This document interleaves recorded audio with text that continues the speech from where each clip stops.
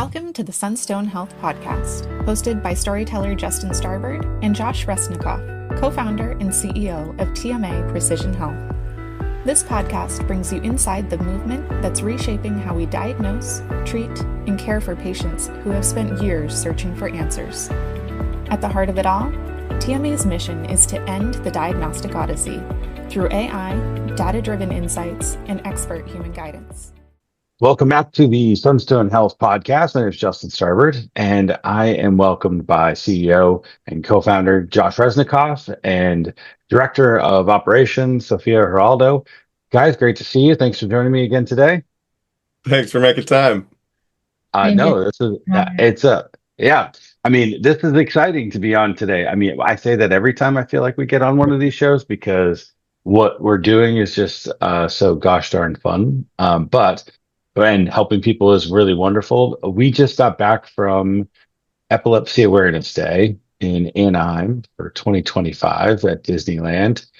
It was, I was blown away, but I can't even imagine what you guys were thinking.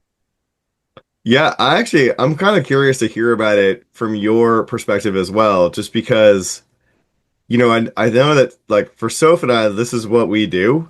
Even though, like for me, and I'll let Sophie speak for herself, but it was just such a powerful experience to get to be one-on-one with the families. This is obviously what our company does, like as a big picture, but we so often are sort of stuck at the higher level of admin and doctors, and we don't really get to necessarily talk so face-to-face with the families these days. So I thought it was fantastic. I want to let Sophie have a chance to talk. But Justin, I would love to hear your view on it too. And just, I mean, you were so engaged with everybody and hearing the stories and capturing those moments. It would be like, I'm just as curious to hear your view on the whole thing. Well, this is your show first. So Sophia, talk a little bit about your thoughts, and then I'll share my feelings. Absolutely. Well, when I think back to the Epilepsy Awareness Day at Disneyland, honestly, the first word that comes to my mind is energy. So I think that there was a feeling in there, a mix of hope, courage, a lot of love, and it was carried in every single family that walked through the expo hall. So it was like from the moment we arrived and starting setting the booth, I felt something different. It was just like that energy. It wasn't like another event. It's not like another expo. I would say it's like stepping into that community that had already lived through so much. Like you see a lot of families that have been going through a lot of things. So, and they were still going to the expo. So, and they wanted to find answers to their kids. So I think that was powerful, and getting to be there and getting to talk to them. I think that for me, it was like life changing. Yeah. When you say life changing, what do you mean by that? Like, gives you new motivation, more motivation? Because I mean, usually you are in your life and you get to all the things that you need. So you get your house, you get a lot of help. You don't have to go through a lot of the things that they have to go through, and they have been going from doctor to doctor and lab to lab, and they might not know what they really have. They still are in that diagnostic odyssey. So getting to understand that firsthand and seeing them there, it was a thing. For me, it was like, I am so thankful for everything that I have and that we're doing this to help them. Yeah. Yeah. Go ahead, Justin. Go ahead. No, you go. I like, it is so humbling to see families who are challenged so significantly come to an event and still have such positive attitude and be trying. And it's both really, it really sets a perspective on your own life. And honestly, I left like wanting to work even harder to help everyone we could. I don't know. I don't know. It was amazing. It was just amazing. was. Sophia, you said energy, and I echo that. I think I had no idea what I was walking into. I mean, we did the interview with Brad, and we talked about like what was happening. You know, you are a bench scientist, and you've been studying diseases and rare diseases for a while now. Sophia, you've been on the front lines doing swabs and taking blood samples in Colombia, and seeing some of these things. I think walking into it the way that I did, which was from a little bit of a different perspective, more of a novice. Initially, it was jarring in the most positive way, but I Yeah. mean, it was really unexpected to see the one little girl who I interviewed, said that it was her superpower. And I said, how is having epilepsy your superpower? And she just went on and on about how it's given her this platform that actually has given her confidence to go, outside of her comfort zone to make friends that she wouldn't have had otherwise. And even at 12 or 13 years old, she was really advocating not just for herself, but the people that she's met and gotten to know. And there are people in her opinion that are a lot worse off, and so she was just so thankful that that she was capable of dealing with it. And then then you talk to caregivers and moms and parents, and one woman was sharing that her daughter was the seventh in the world with that variant of epilepsy. Like out of billions of people, that she was the seventh in the world with that. And it's heartbreaking and so heartwarming at the same time. And so what was actually unique for me was, trying to pull those stories out and how easy it was for them not just to share, but happy to lend their knowledge so that it might help a family later. And that was so fascinating because it's such a tight knit community. And the other thing I think Brad alluded to a couple times on the show previously was that it's become this community. It's this safe place where literally thousands of people that are unfortunately affected by epilepsy in some way or another are able to get together for this, short period of time and feel. I don't want to say they're not it's not normal, of course, but they are able to be open and comfortable, and you not have to worry about explaining, what was going on and why they were doing something. And then having somebody around them that can also support them if something was happening. And so that was absolutely, I was not prepared for all of that. Yeah. So, yeah. I wish in next year, because we're definitely going back every year to do this. I mean, like, there's no way we can't go back. You know what I mean? We've already been invited to the East Coast one, and it's already booked. I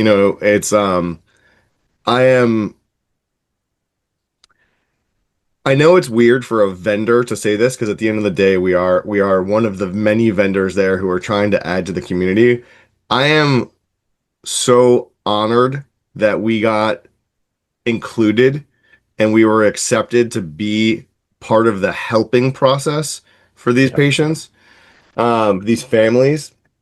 And I just I want to be there every year. If we did 50 swabs this year, I want to do 75 next year and 150 the year after that. And it was just incredible. And next year, so at the end of the 2 days, there's this dance party and all the families come to this ballroom. And same thing, Justin, I don't know what I don't know what I was expecting. Like, obviously it's a dance, and you walk in, it's kind of like a giant bar mitzvah, it's like a bunch of young teenagers, Yeah, right. Like Yeah. kids, and they're all they've got air, blow up guitars, and the room's done up, and there's banquets, and everyone's eating some food, and there's so much love in the room. And this year was incredibly challenging, hard for people because the dance was in honor of this young woman, Savannah Rain, who had passed away, and she has really been a pillar of advocacy, and her family's really been a pillar of advocacy in the rare epilepsy space. And you walk in and there are huge banners just in memory of Savannah Rain, and most of these families have grown up knowing this person. Like, this is not some abstract human being.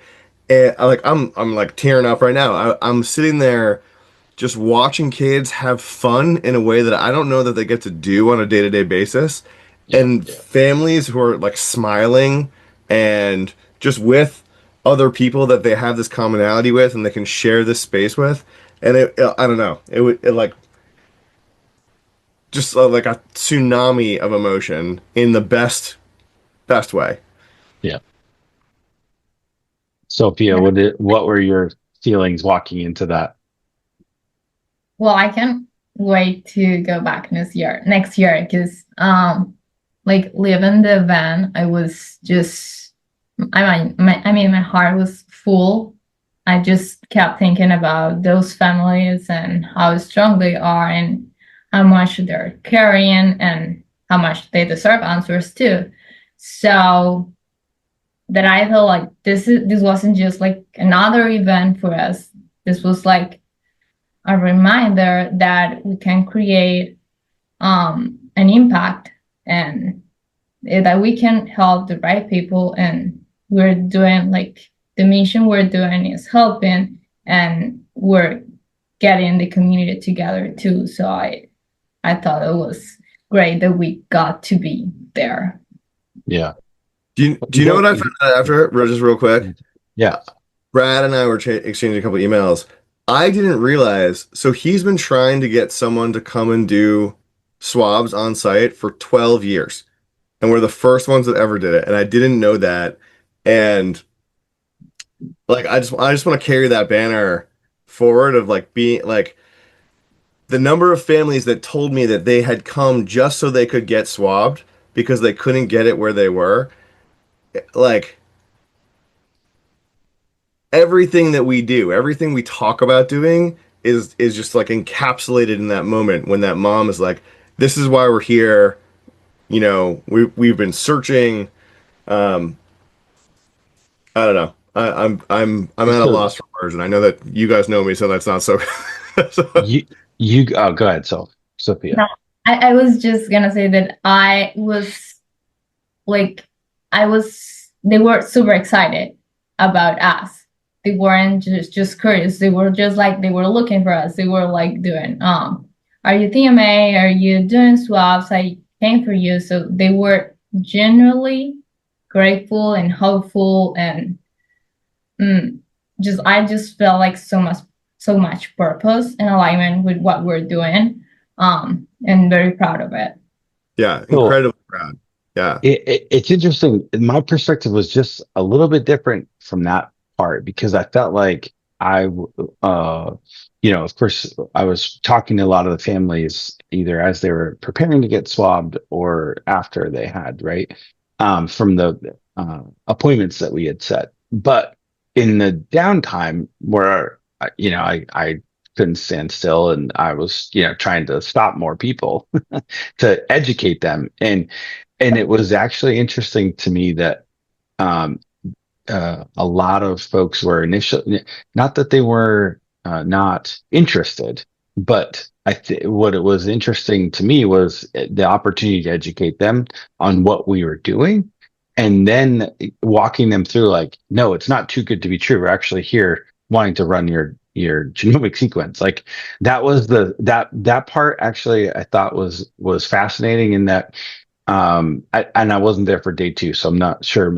I talked to tons of people that didn't do it the first day because they almost were unsure of like, well, they asked about insurance, they asked about cost, they asked about those things, and I was like, no, that's what we're here for. Is we're supporting the community in a way to be able to allow you to find more answers, and that part was really nice. I don't know.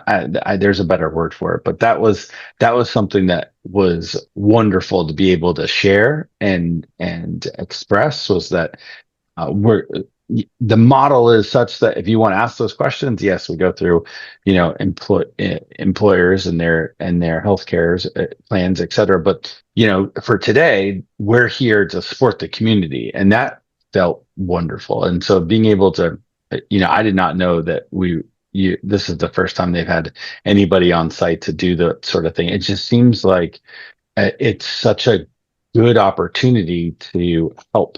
Right. I mean, and take away those barriers for entry, whether it be, cost or insurance or other issues that may come up. That was the part that I was really blown away by, or so happy to support. Yeah, there were, so the difference between day one and day two was like, you could feel the energy shift, because that first day, so many people came up, and just to echo what you're saying, like, how much does it cost? And I'd be like, no, it's free. And instantly they would be like, oh my God, like, are you serious? Like I've never been able to get this done. Or like, someone told me there was only one genetic doctor in all of Nevada. I don't know if that's true, but that's certainly their experience, And by day two, like, at the end of the day, we had 5 families who all like rushed us at the end, trying to get in before the event closed down,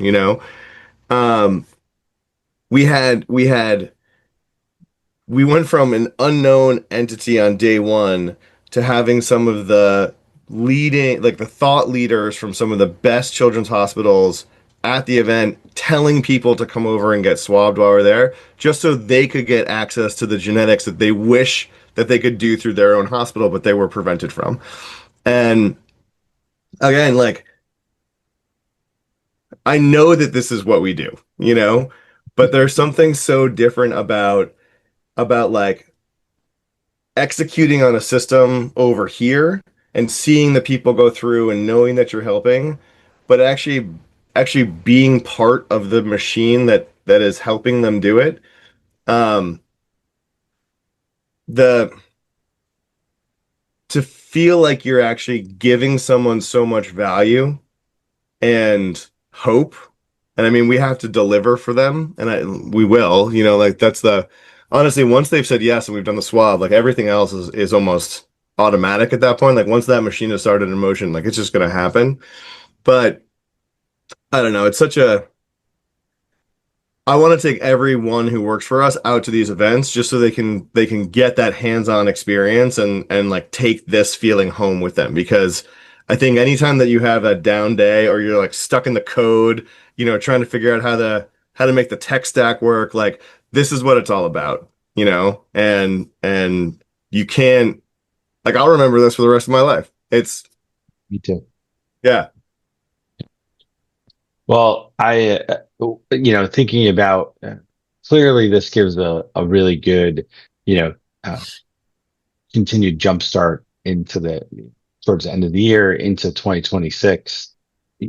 There's another event on the East Coast. How are you going to capitalize on this momentum? Both from a messaging standpoint, but also from all of the other elements that you're working on. Well, I mean, look, I think every example of someone that we can help only adds to the pressure on the system. Like, Justin, something you said before, just about how like, some people came through with so much hope. The crappy joke I tell all the time is like, hey, if the healthcare system worked like we wanted it to, TMA wouldn't exist, right? Like, the only reason we're here is because these people can't get the kind of healthcare that they deserve to get. Yeah. So I think for us, every person that we can help becomes an advocate, and the more we can demonstrate that early intervention helps families, and not just saves money, right? But like, really truly drives change, and getting more information into these people's care path drives change. The more acceptance it gets, the easier it gets to expand. Like that ripple effect just grows and grows and grows and grows and grows. So, for us, I think it's so powerful to be on the ground with people, especially the people who don't. One thing I heard, which really stuck with me, was how many families we got to the point in the questionnaire of who's your employer, and they're like, oh, I don't have a job. I'm a mom with 3 kids. One of them has they're wheelchair bound. I can't work. I'm on Medicaid. And I was like, yeah, of course. Like I that was really important for me to see, so that we can start to think about better ways to serve that population as well, and be able to take this out beyond people who just get to have healthcare because they work at a job that can provide it for them. So I don't know, for me it got me thinking about other ways to go off and serve more people. How about for you, Sophia? What will you take into the end of the year and beginning of next year? Well, I was just super excited seeing how people responded to us, and of course, like how happy they were to get this whole genome sequencing. So I think that for me, it's just like get them the responses they need, get them what we promised to, and this is something like us just said, that would be something immediately, but also like growing the impact of precision medicine. Because I mean, we're not just doing tests, that's a part of it, but we're changing their trajectories in a way, because we're integrating new technologies, reaching more communities, and scaling this mission, so that ending the diagnostic odyssey becomes the norm, not exception. Yeah, that's great. I love that. That was amazing. Yeah, absolutely. Well, thank you both for sharing your insights, and I mean, there's no way to properly recap the amazingness of that whole event. And thank you to Brad and his team, his wife, Oh my God, for putting this on. It was incredible.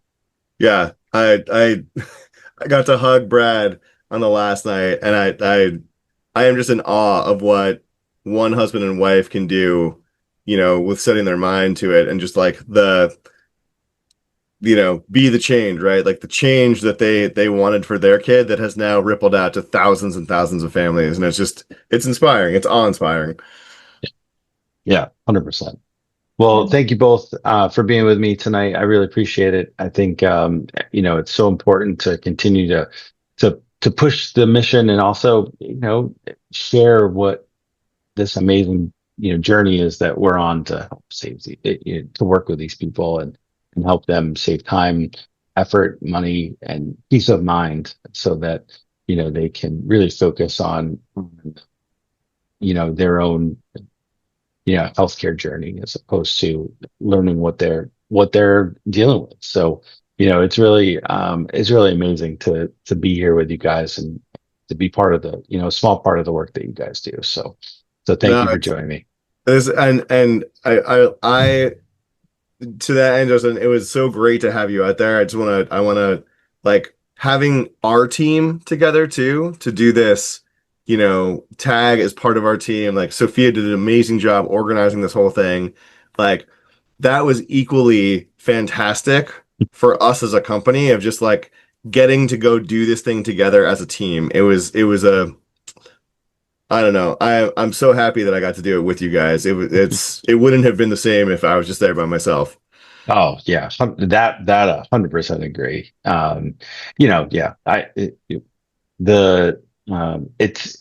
It's incredible. I mean, that's the thing, right? I mean, it's so hard to wrap it all up and just say, all right, well, now move on. This is the mission. It is just inspiring to be part of the community, and if we can do anything to help these folks and their families, I just that's such a win.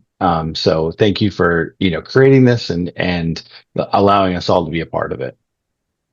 Thank you. Happy to have you. Yeah. All right. Let's go. Well, on behalf of my guest tonight, thank you so much for joining us. Until next time.